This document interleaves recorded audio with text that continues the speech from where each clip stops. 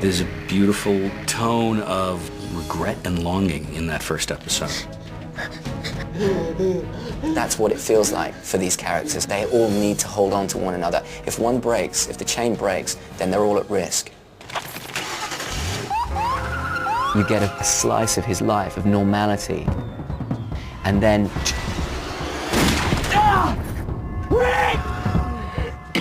When he wakes up, he's trying to work out whether or not he's still in the coma, if it's some horrendous dream.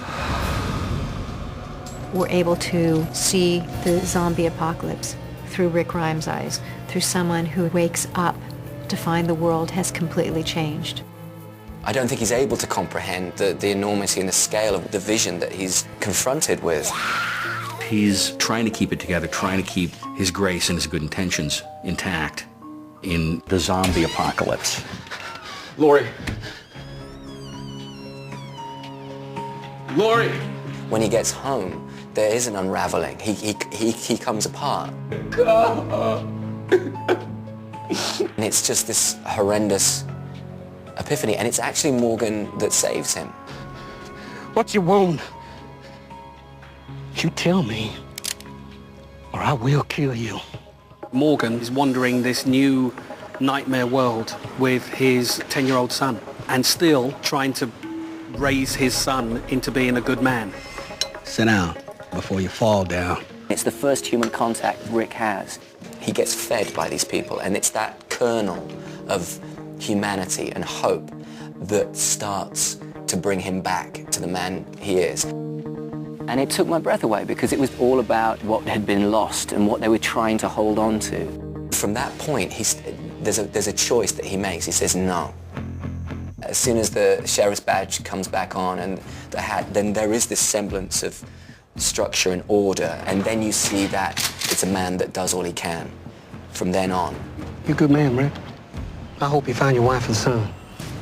Rick's journey is a man's search for his family, and at the beginning of the story he meets the worst side of that search, which is what he meets in Morgan, really. Scope's accurate.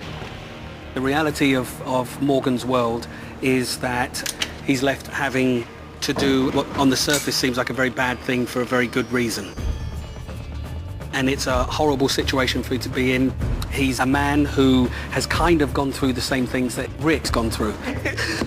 But he's just a month further on. He's a month wiser. He's a month more prepared. The way that I see killing the zombies, justifying it, it's about eradicating that and reclaiming what he's lost.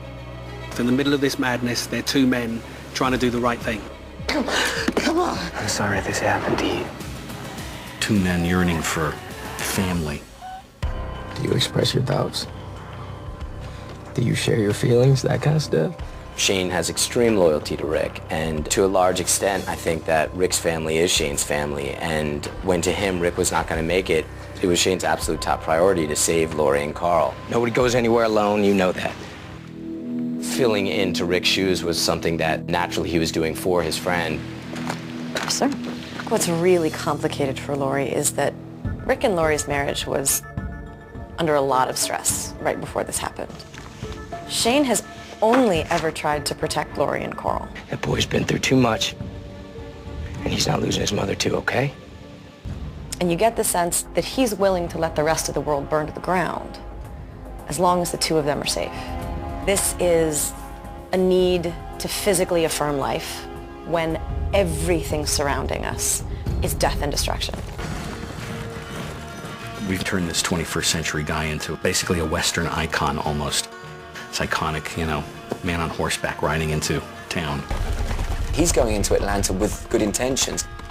He doesn't know the true scale of the epidemic. It's only when he arrives there that he realizes the enormity of the problem. Then it's absolutely about survival. In the middle of a sea of inhumanity, the sparks of this story are the moments of humanity. Yeah, you in the tank. Cozy in there?